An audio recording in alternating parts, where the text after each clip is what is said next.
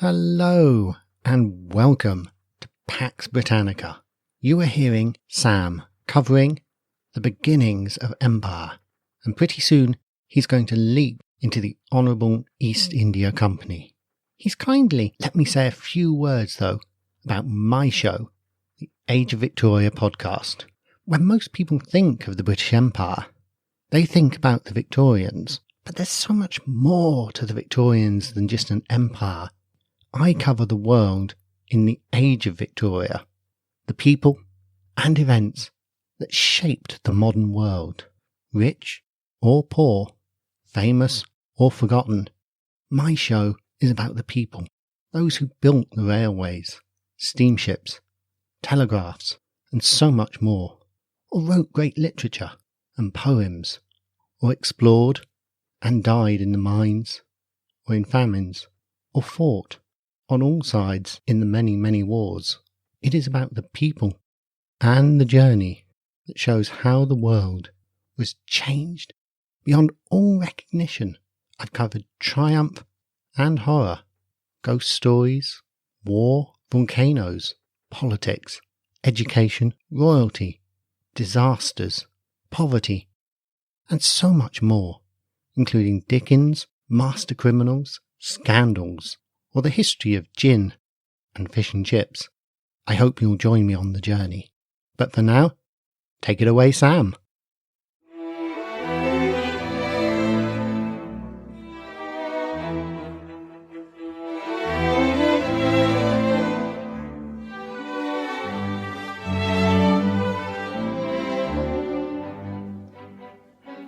Welcome to Pax Britannica. Episode 20. The East India Company.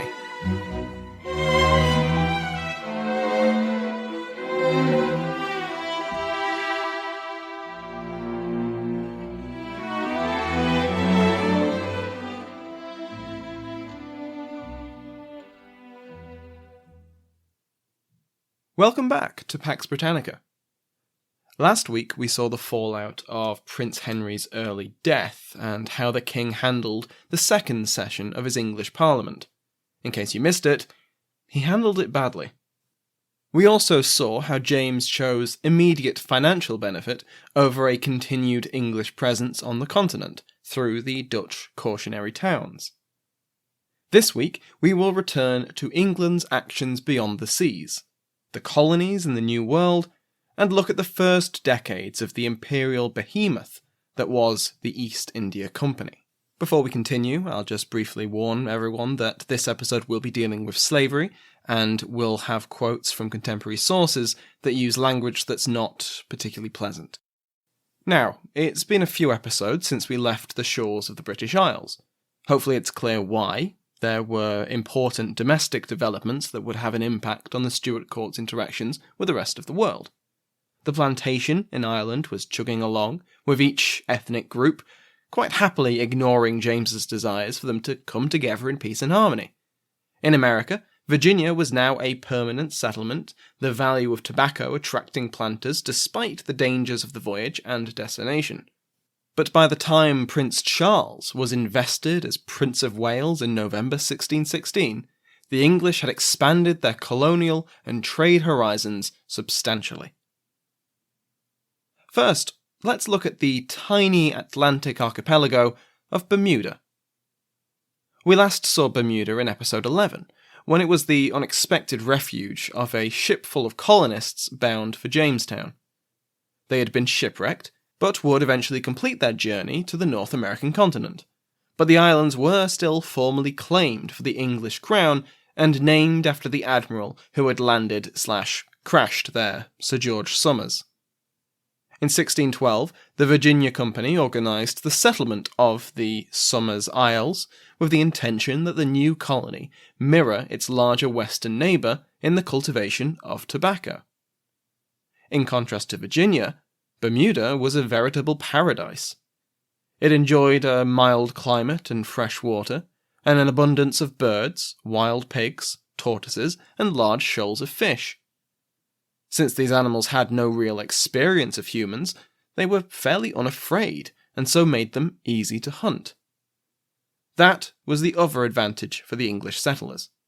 The archipelago was uninhabited by any indigenous peoples, in contrast to Virginia, which was at this time fighting the First Anglo-Powhatan War. In 1615, Bermuda was removed from the responsibility and remit of the Virginia Company and granted to the newly founded Somers Isles Company. By this point, the difficulties of the early years were behind them. When the population reached about 500 people, there were concerns that the harvest would not feed everyone, and so around 160 were dispatched from the primary settlement to another of the islands that made up the archipelago. When these settlers arrived in Cooper's Island, it took 6 weeks for the first deaths to occur. How did they die? Starvation, disease, violence? According to Professor Virginia Bernhard, it was from overeating. It wasn't all sunshine and roses, however. Tobacco plantation was, much like in Virginia, the primary employment of the colonists. But Governor Daniel Tucker wished to diversify into producing other goods. He seems to have been particularly enamoured with finding and selling pearls, and made arrangements for pearl divers to be brought to the island. There are 2 reasons this spells the end of the sunshine and/or roses. The first, there were no pearls. The second was that this is the introduction of slavery to our narrative.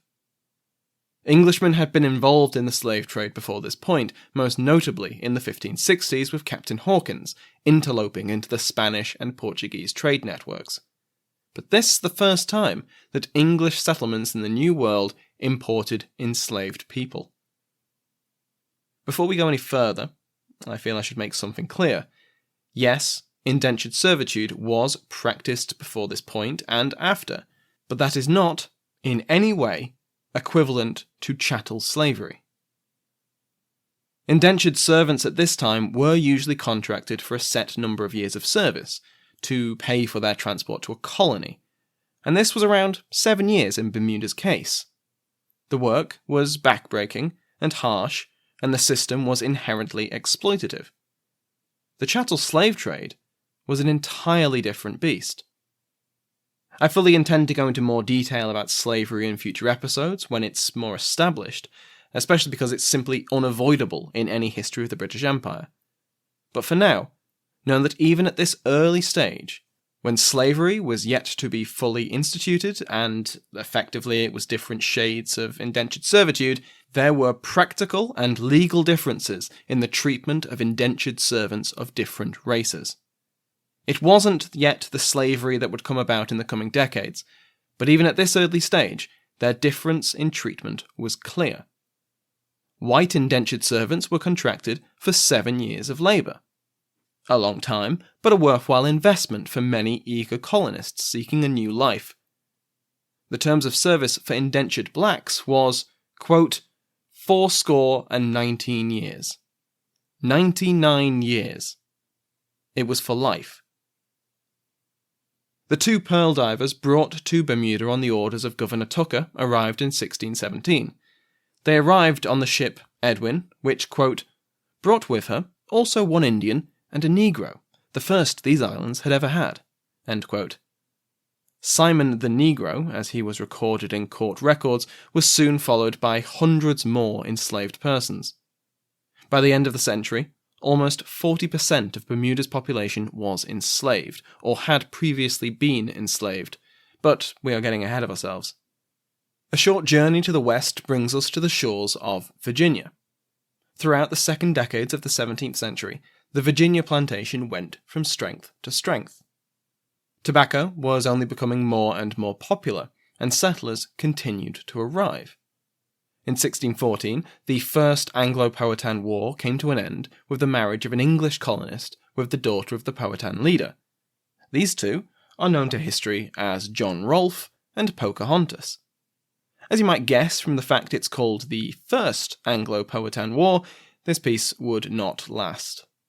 Even if there had not been bad blood between the colony and the tribes, the causes of the First War, namely competition of resources and land, was only getting worse. The colony would keep expanding, and in less than a decade, open war would break out once more. In 1619, Virginia's First Assembly met in Jamestown Church and, as James Horn puts it, formally recognised the Church's spiritual and temporal responsibilities. The Church was brought into line with the laws and practices of the Church of England. In that same year, the first black indentured servants arrived in mainland British America, sold to the colony of Virginia after being captured from a Spanish slave ship by pirates. We will leave Virginia and Bermuda firmly established, with a growing population of both free and unfree people, and we will return in a few, narrative, years' time. The final colony we'll look at today is also the most northern, Newfoundland. Newfoundland had been the location of previous attempts at colonisation during the reign of Elizabeth, by both the English as well as the French. But the first successful settlement took root after the founding of the Newfoundland Company, another merchant company like the Virginia and Somers Isles companies. James granted its royal charter to settle the island, quote, without doing wrong to any other prince or state, end quote. They couldn't do such wrong, even though the French and Spanish governments objected, because the area was so, quote, so vacant that they cannot justly pretend any sovereignty or right thereto. Essentially, if the English got there first, they called dibs. In 1610, the company sent John Guy to settle Avalon Peninsula, the large spit of land sticking out from the southeast coast of the island of Newfoundland. The settlement, Cooper's Cove, began well, but soon the isolated and vulnerable colony came to the attention of English pirates, which I suppose is the downside of cultivating a maritime culture of privateering. The colonists also competed against their countrymen in other ways. The Newfoundland fisheries had been a source of wealth for English fishermen for decades at this point, and had been the reason the English and French had quarrelled over the region. I've come across some contradictory information about who exactly ran the Newfoundland Company, with some sources claiming it was the Bristol Society of Merchant Venturers, with others saying that the Newfoundland Company was an explicitly London attempt to break into the merchant venturers market. Going by later events, I will agree with Reed and Mank, who state in their chapter within Oxford's Canada and the British Empire that the Newfoundland Company was an attempt by London to get in on the West Country action. The Bristol merchants were up in arms about this interference in what had been a very profitable industry, and objected to both King and Parliament. The dispute would only be settled, finally, and at least on paper, during the reign of Charles, and until then, fishermen based in England and fishermen based in Newfoundland would be at each other's throats. Initial contact with the indigenous inhabitants, the Buthuk, which I hope I'm pronouncing correctly, was delayed. It is possible that the Privy Council assumed, or believed, that the island was empty of people. They are not mentioned in the Royal Charter, aside from a fairly standard clause that stated that conversion to Christianity was the default priority for any such contact. When contact was finally made, after multiple searches for locals, it was fairly positive. Gifts were exchanged and food was shared.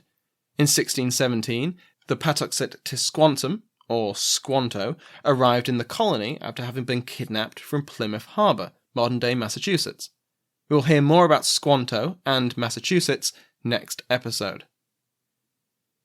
Newfoundland would grow even as the first settlement faced difficulties.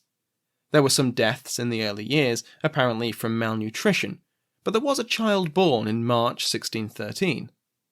From 1616, the company dispatched additional settlers to build new settlements, with varying levels of success.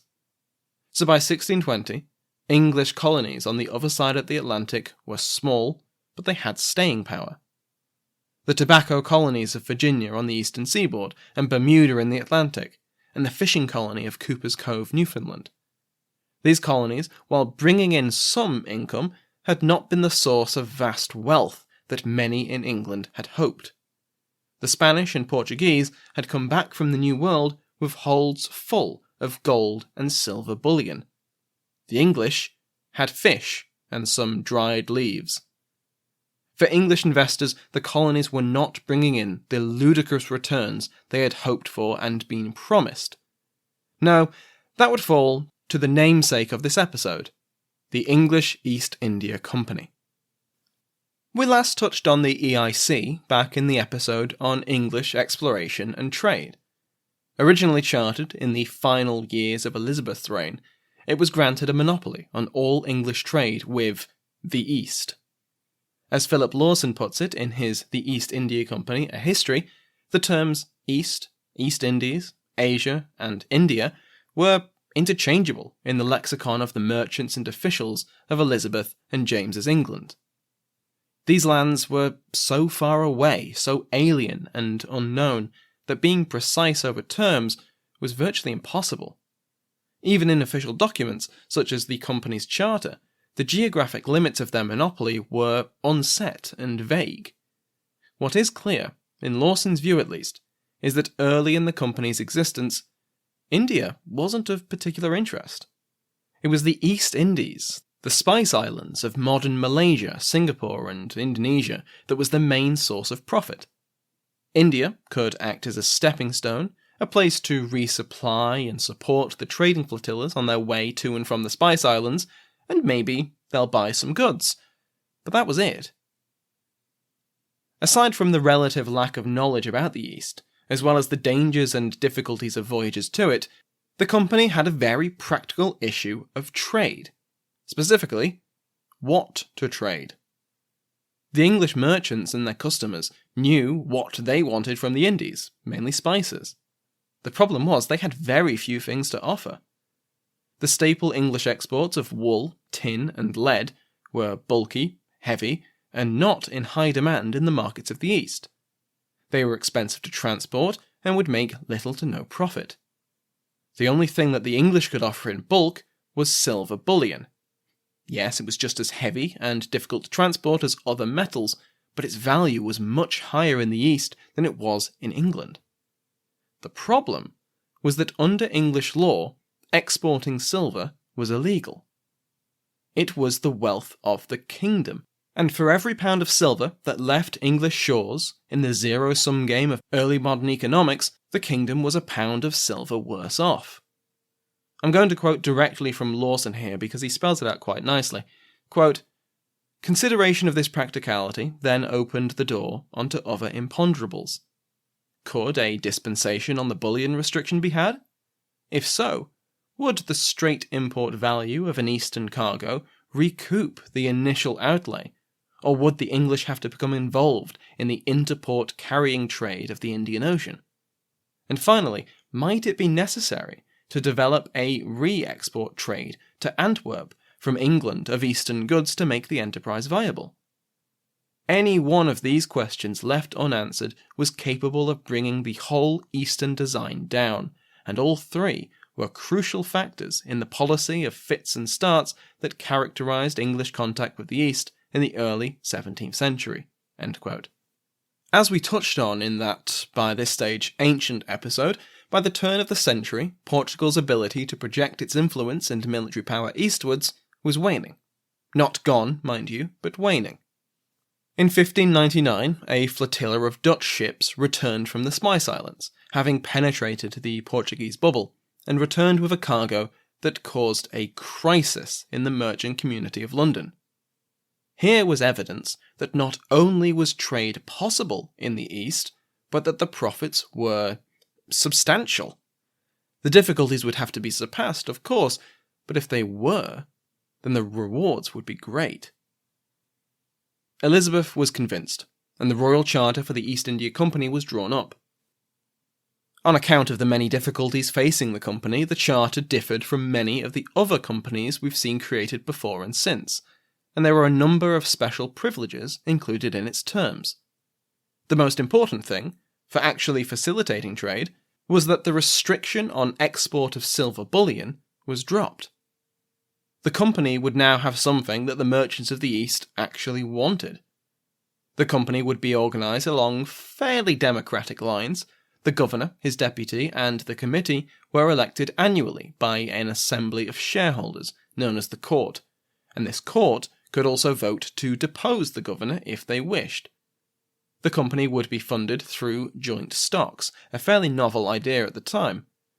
Another condition of the charter that would come to be flagrantly and dramatically ignored was the restriction on the East India Company to only concern itself with trade and profit. Colonization and conquest of land was strictly against its purposes. Armed ships and sailors were for defence only. So with this charter in hand, the first voyage to the east took place in 1601. Over the next 12 years, there would be 12 similar voyages, and during this time the subscribers struggled to break the habit of centuries by truly investing in joint stock. Investors would commit their capital into a voyage, and only reinvest upon that voyage's safe return to avoid risk. Obviously, this limited the company's available capital, when voyages could take more than 2 years, but gradually the investors caught on and grew more confident in the system. The results of the first decade of the EIC's existence was fabulous. The administrative structure established meant that decisions were made by the executive committee and governor quickly, and based on all available information. There was plenty of interest from London's merchant community, and the first voyage received an investment of £70,000. Investor confidence was buoyed up by the generous advantages granted in the Royal Charter. This voyage exported over £21,000 of silver and almost £7,000 of other goods like wool, lead, ivory, and iron. The fleet made stops in the Red Sea, the Persian Gulf, and the coast of Western India, and traded their cargo for textiles and other commodities before continuing. When they reached Java and Sumatra, their cargo was traded for pepper, and the fleet returned to London with an enormous profit. This was more or less the system for the next 20 years. Pepper was an ideal trade good. It was light and easy to transport, and was worth its weight in gold, and possibly a bit more. Only a relatively small amount was actually sold in England, and the rest was exported to the continent, particularly to the Baltic.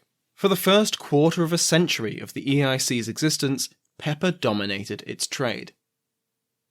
So there was enormous profit. But how enormous are we talking? Well, Lawson puts the total investment in the company between 1601 and 1612 at around £517,000. It paid out over £1.2 million. To put it in perspective, a country gentleman would usually expect to receive about £50 to £100 a year. A household servant, about £5 a year. Over the next 10 years, that profit percentage dropped somewhat due to rising costs of business that we'll talk about in a second, but the £400,000 invested between 1613 and 1623 returned a profit of £348,000. This was a staggering amount of money. By the end of this period, even Prince Charles was getting involved, investing £6,000 into the EIC, and this sign of royal confidence only boosted the company's reputation even further. But I mentioned rising costs of business. Really, this comes down to diplomacy between the English, the local rulers, and the other Europeans. When the company received its charter, the dominant power on the Indian subcontinent was the Mughal or Mughal Empire. By 1600, the Mughal emperor controlled around 3/4 of modern India, including many of the coastal ports that were eagerly sought after by European traders. Getting the Mughal court to support English merchants would make trips to and from the Spice Islands even easier, and therefore more profitable. If they could be permitted to set up factories, warehouses and trade posts run by a factor, it would make the company's business much more efficient. So the EIC sent envoys to the Mughal court at Agra, where they found the Portuguese. The Iberians were well established in the court of the emperor. They had allies and had built up generous goodwill, and they were not about to allow the English to interlope on their action. The Portuguese told Emperor Jahangir that England was an irrelevant minor realm not worth worrying about, and that the English traders simply sought to profit from causing chaos. Whether Jahangir was convinced by these arguments, at the very least, he saw no reason to disrupt his relationship with the known quantity that was the Portuguese in favour of these unknown English. After a few years of being stalled and brushed off by the court at Agra, the company sought to use the prestige of the king. James agreed and sent William Hawking as an embassy to the Mughal emperor in 1608, and when Hawkins arrived the following year, he proved that James had been right to pick him. He was proficient in Turki, the language of Jahangir, and had a good understanding of the domestic situation within the empire. Hawking spent 2 years in Agra, and when he left with an honorary title, a wife, a good reputation at court, but no trade rights. The Portuguese were too entrenched and too useful for the emperor to simply dismiss their opposition to English encroachment. Unless something happened to change that appraisal, the English would continue to play second or third fiddle in the competitive trade scene in the East. Now that, dear listeners, is what we call foreshadowing. 3 years after Hawking left Agra, in 1613, 2 company ships under the command of Captain Thomas Best anchored near the coastal town of Surat, the Mughals' most important port. Men were sent ashore to request the right to trade, but while the English ships waited for a response, a larger Portuguese fleet sailed out to see off these intruders. Off the coast of Savali, the 2 trading fleets battled, with the English coming out victorious and driving off the Portuguese, and the English were able to trade. 2 years after this skirmish, an English flotilla under the command of Nicholas Downton defeated another Portuguese force in the same spot. It's important not to overstate the scale of these victories. The first battle was possibly more of a stalemate than an outright victory, but it did have an effect in Agra.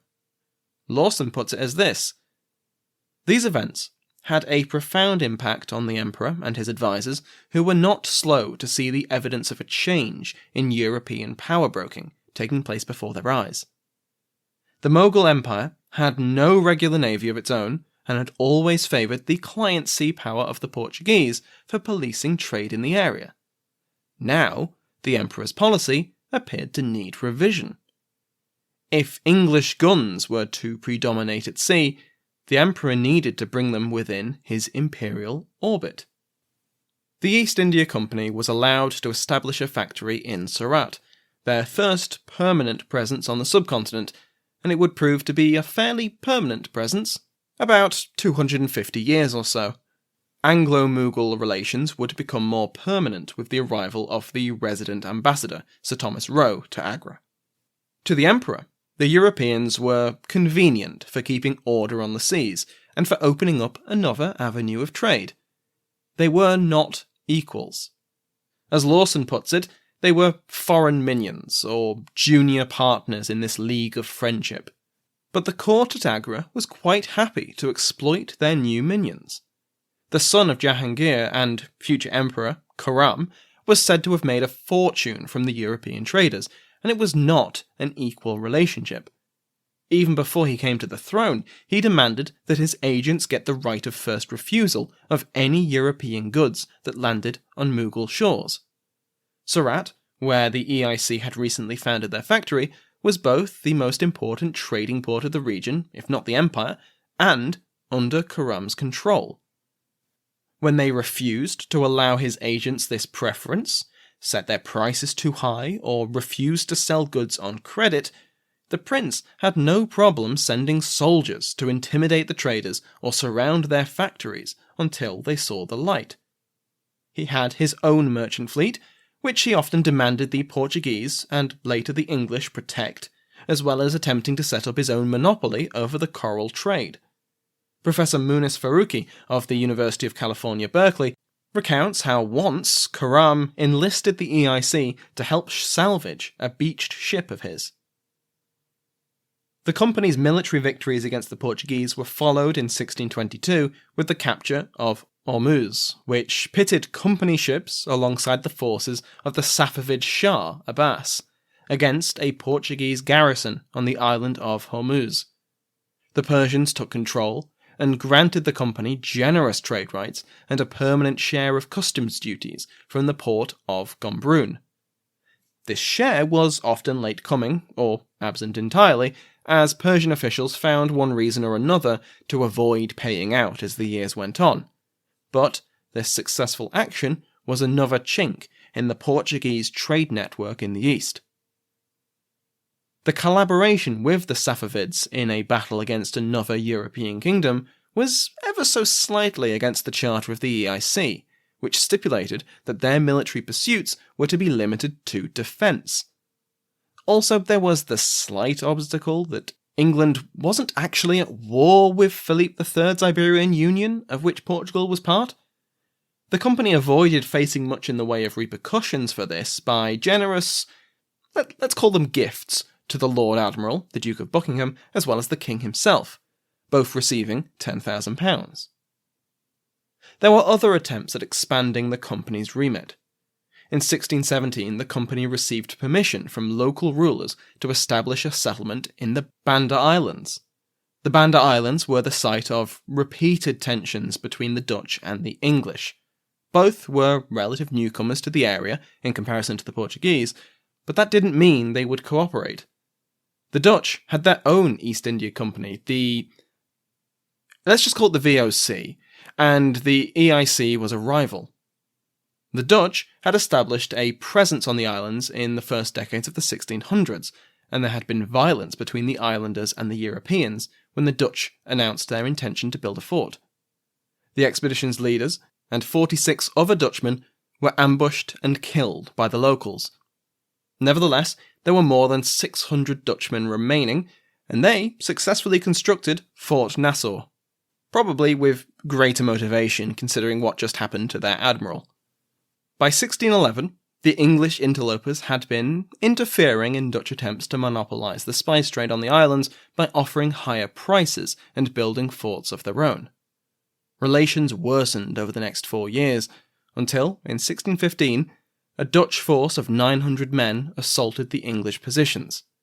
The English fell back to Run Island, although whether they did actually run or merely briskly walked is a matter of debate. Thank you very much, I'm here all week.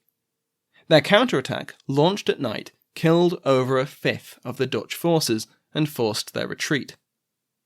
In 1616, the Dutch returned with a much larger contingent of soldiers, and while the English resisted for a month, they were eventually overwhelmed, their fort captured, and its defenders killed.